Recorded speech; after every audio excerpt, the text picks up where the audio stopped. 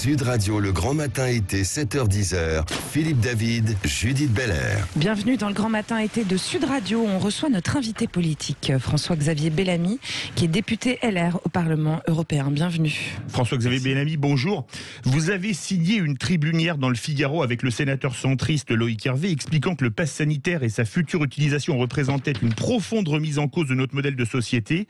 Cette extension du pass sanitaire qui devrait prendre effet au 1er août est pour vous liberticide. Pourquoi ?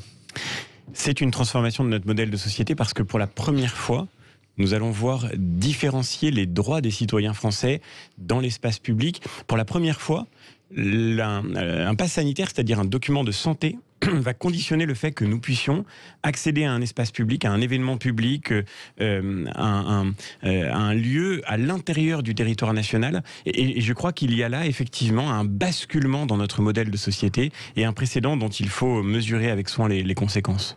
Pourtant, certains de vos opposants disent que ces mesures, ce sont des mesures de liberté. Qu'est-ce que vous voudriez leur répondre ? Je ne vois pas en quoi ce sont des mesures de liberté. Ils disent que ça va faire recouvrer la liberté à tout le monde. Je crois, si vous voulez, que cette promesse est une fiction. Je ne vois pas comment on peut estimer qu'on vit libre, même quand on est vacciné, dans un pays où on doit produire 10 ou 15 fois par jour un document de santé et une pièce d'identité pour des actes aussi simples que d'aller prendre un café en terrasse, de rentrer dans un centre commercial ou bien de prendre un train. Ce sont des actes que les Français font tous les jours. Et aujourd'hui, il va falloir que nous soyons obligés de nous identifier et de garantir notre état de santé, en l'occurrence notre certificat de vaccination, pour pouvoir accéder à ces gestes. Donc, je crois encore une fois, le sujet n'est pas le vaccin. Le sujet n'est pas la question de savoir si le vaccin est utile ou non face à cette épidémie. Le sujet, c'est de savoir quel est le modèle de société que nous construisons pour la première fois lorsque, par ailleurs, les citoyens vont être conduits à contrôler en permanence les droits de leur prochain, lorsque un serveur de café va être sommé, sauf à encourir 45 000 € d'amende et 1 an d'emprisonnement, de vérifier que vous avez bien été vacciné et que votre pièce d'identité atteste que c'est bien vous, avant d'avoir le droit de vous servir un petit noir au comptoir. C'est cette question-là qui se pose en fait aujourd'hui. François-Xavier Bellamy, est-ce qu'il aurait été plus courageux politiquement de dire la vaccination est obligatoire ? Si vous voulez, moi, j'ai une incompréhension avec la stratégie vaccinale telle qu'elle est proposée aujourd'hui. Encore une fois, je ne suis pas du tout hostile au vaccin. Et je pense d'ailleurs que la vaccination est un progrès scientifique magnifique, que l'une des plus grandes gloires de la France est d'y avoir largement contribué dans son histoire. Et je suis affligé qu'un pays qui a une telle culture scientifique, une telle tradition démocratique aussi, arrive à un débat aussi déraisonnable sur cette question. Cela étant dit, ce qui me paraît déraisonnable, c'est la manière dont nous envisageons la stratégie vaccinale. Je ne me suis, depuis le début de cette épidémie, jamais prononcé sur les questions médicales, parce que je crois que il est normal que les médecins fassent de la bonne médecine et les politiques de la bonne politique, et si on pouvait respecter ce principe, la France irait beaucoup mieux. Mais avec ma simple raison de citoyen, j'ai du mal à comprendre pourquoi, quand j'écoute le ministre de la Santé lui-même qui nous dit que dans les réanimations, il y a 100% de gens qui ne sont pas vaccinés, j'ai du mal à comprendre pourquoi, si on vaccine les plus vulnérables, parce qu'on sait aujourd'hui qui le Covid frappe et chez qui il provoque des formes graves. J'ai du mal à comprendre pourquoi il faudrait vacciner des adolescents, des jeunes qui, eux, pour le coup, statistiquement, ne risquent rien du coronavirus. Maintenant, si les médecins nous démontraient, s'il y avait un consensus absolu pour dire que toute la population française doit être vacciné, oui, j'aurais trouvé plus loyal en un sens, j'aurais trouvé plus démocratiquement transparent que le président de la République nous dise qu'il imposait une obligation vaccinale. Remarquons que cette obligation vaccinale, elle n'existe nulle part ailleurs. Je veux dire par là qu'aucun pays européen, aucun pays occidental n'a imposé l'obligation vaccinale, ni de manière directe, ni de manière indirecte, comme ce que nous voyons se dessiner à travers le pass sanitaire, parce que c'est une obligation vaccinale déguisée. Mais si cette obligation vaccinale, le président de la République était convaincu que c'était la mesure à porter, il fallait qu'il la propose en tant que telle, d'une certaine façon. En tous les cas, il n'y a rien de plus hypocrite, et me semble-t-il, de plus dangereux que la manière dont on voudrait contraindre les Français à se vacciner en rendant la vie impossible à une catégorie de Français qui n'auraient pas choisi la vaccination. En annonçant ceci le 12 juillet, alors qu'il est impossible d'avoir pour nombre des millions de personnes un passeport vaccinal dans les délais, alors qu'elles sont sur le point de prendre un train, un avion, de partir en vacances, est-ce que Emmanuel Macron fait du chantage aux Français ? Le chantage qui me paraît le plus grave, c'est celui qui consiste à dire c'est soit passe sanitaire, soit confinement. C'est-à-dire, au fond, deux manières de renoncer à la liberté. Je ne crois pas, si vous voulez, à cette équation. Je ne veux pas du confinement, bien sûr. Le confinement est un désastre à bien des points de vue, économiques, mais aussi psychologiques. Et nous avons le devoir de tout faire pour ne pas retourner dans cette situation. Mais il me semble que, encore une fois, si on vaccine les plus vulnérables dans notre pays, et on sait qui le Covid frappe de manière évidente aujourd'hui avec 18 mois de recul, nous n'aurons pas besoin de toute façon de retourner en confinement. Ce chantage, il me semble que il est aussi pesant pour beaucoup de Français qui ont le sentiment qu'on fait reposer sur eux une forme de culpabilité. Je pense en particulier aux plus jeunes. Vous l'avez dit, pour les plus jeunes, la vaccination a été ouverte simplement il y a quelques semaines, quelques jours. Et maintenant, on leur explique que, d'une certaine façon, s'ils ne sont pas encore vaccinés, c'est de leur faute si l'épidémie continue de se propager, c'est de leur faute si certains vont être contaminés, c'est de leur faute si on va retourner en confinement. Il faut qu'on arrête avec ces discours culpabilisants. Nous ne sommes pas une salle de classe à qui on devrait faire la morale. Nous sommes une société libre, nous sommes un peuple de citoyens et c'est ainsi qu'on devrait pouvoir se parler les uns aux autres dans un débat comme celui-ci. Mais que cherche Emmanuel Macron, à fracturer la France, à fracturer la société ?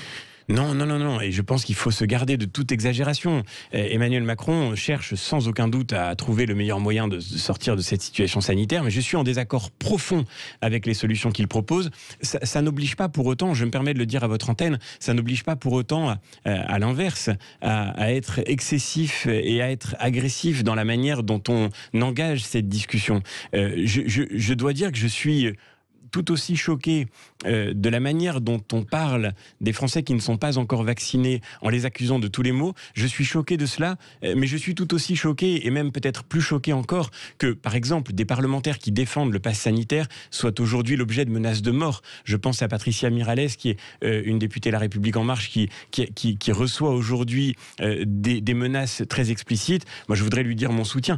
C'est encore une fois dramatique que dans notre pays, on ne soit plus capable de se parler rationnellement. J'ai été frappé de la virulence parfois des réactions critiques que j'ai pu recevoir à l'occasion de la tribune que nous avons publiée hier avec le sénateur Loïc Hervé. De la même manière, je voudrais dire à tous ceux qui s'inquiètent de cette obligation vaccinale déguisée, de ce pass sanitaire, et je suis le premier à m'en inquiéter, que nous avons le devoir de nous montrer responsables dans la manière dont nous engageons cette conversation qui est décisive pour l'avenir de nos libertés, mais aussi de l'unité de notre société tout entière. Ceux qui parlent de dictature vont trop loin.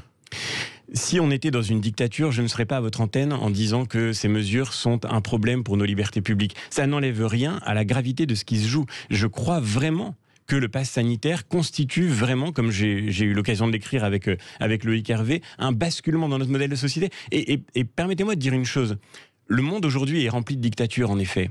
Et nous voyons d'ailleurs se développer dans d'autres régions du monde, je pense par exemple à la Chine, nous voyons se développer des modèles de contrôle généralisé des individus, nous voyons se développer des modèles de surveillance qui sont rendus plus puissants encore par les moyens technologiques dont nous disposons aujourd'hui. Et dans ce contexte-là, nous avons un devoir majeur. Nous, les Français, nous, les héritiers de la civilisation européenne, nous avons un devoir majeur qui est de faire la preuve que nous sommes capables d'être efficaces face à une crise sans renoncer à nos principes et sans renoncer à la liberté. J'entends certains qui disent « Oui, peut-être que le pass sanitaire est un problème, mais nous sommes face à une épidémie. » Eh bien, face à une épidémie, quelle que soit la gravité de la crise, on ne renonce pas à la liberté. Et c'est l'honneur de notre pays, ce doit être l'honneur de notre pays, de faire la preuve face à d'autres modèles qui nous font concurrence aujourd'hui, que nous sommes capables de vaincre l'épidémie sans rien céder de la liberté à laquelle nous sommes attachés et qui doit nous obliger aujourd'hui. Demain, manifestation dans toute la France contre le pass sanitaire. Irez-vous manifester, François-Xavier Bellamy ? Alors, il se trouve que je suis retenu par un mariage demain, donc je ne pourrai pas manifester.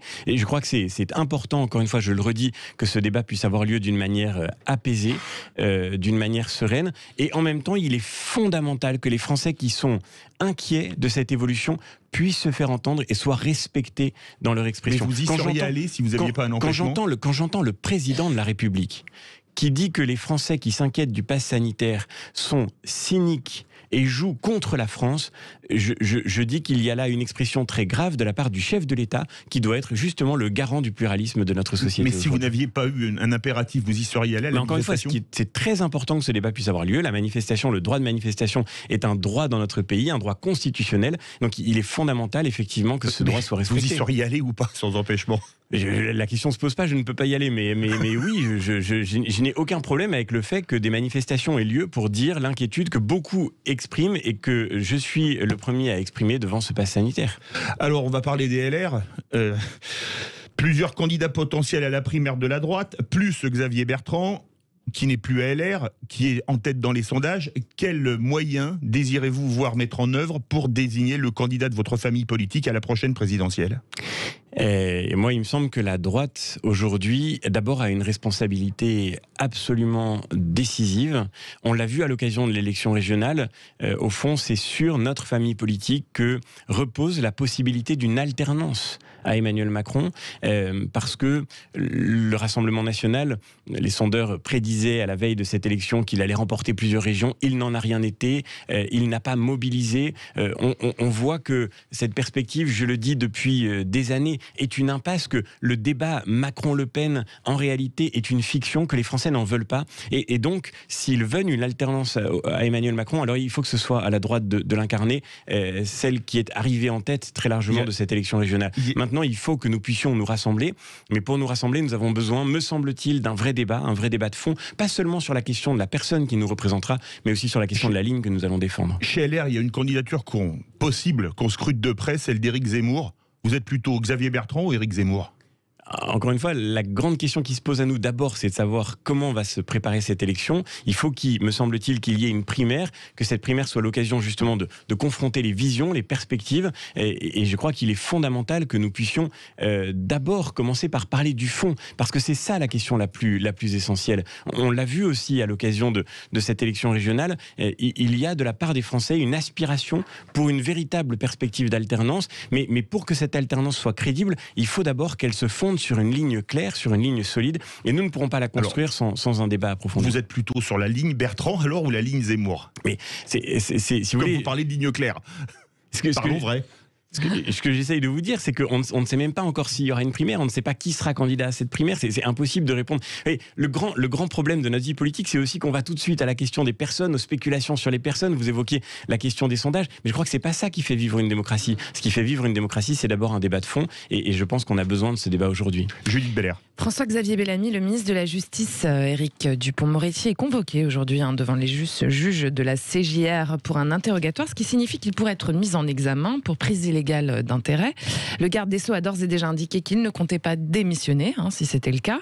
On se souvient qu'en début de mandat, 3 ministres MoDem, avant même leur mise en examen, avaient décidé de quitter le gouvernement. Selon vous, un ministre de la Justice en exercice peut-il rester à son poste même s'il est mis en examen ? Ce serait évidemment très compliqué qu'un ministre de la Justice reste à son poste en étant mis en examen. Cela étant dit, moi je ne connais pas le fond de ce dossier, je ne veux pas me prononcer sur cette procédure qui est en cours, mais j'espère, si vous voulez, j'espère vraiment que les magistrats qui convoquent le ministre de la Justice aujourd'hui ont des éléments très solides pour le faire. Parce que sinon, ils prennent une responsabilité qui est ça met en danger immense. La République ?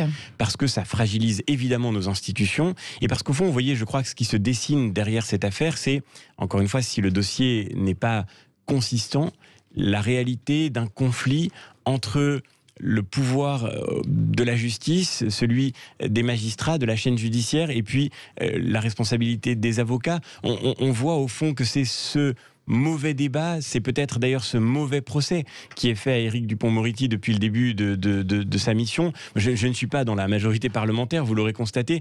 Ça n'enlève rien au fait que je suis très circonspect devant ce qui est en train de se jouer.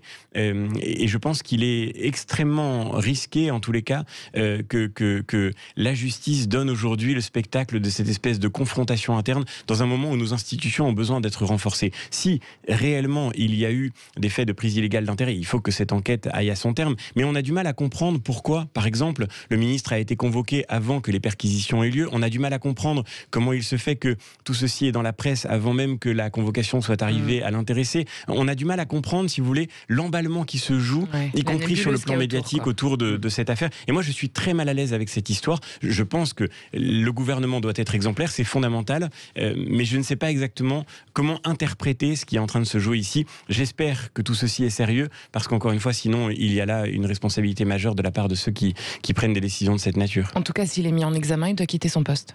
Il appartiendra au président de la République et il appartiendra au ministre de la Justice lui-même d'en décider. Ce sont leurs responsabilités. Je pense que ce serait très compliqué, objectivement, qu'il reste en fonction parce que un ministre de la Justice qui est mis en examen, par définition, se trouverait dans une position extrêmement inconfortable, extrêmement fragile. Mais voilà, encore une fois, je ne suis pas le mieux placé pour connaître le fond de l'affaire. Je pense qu'il faut que chacun prenne ses responsabilités et encore une fois, les magistrats y compris. Merci François-Xavier Bellamy. Merci beaucoup à vous. Beaucoup.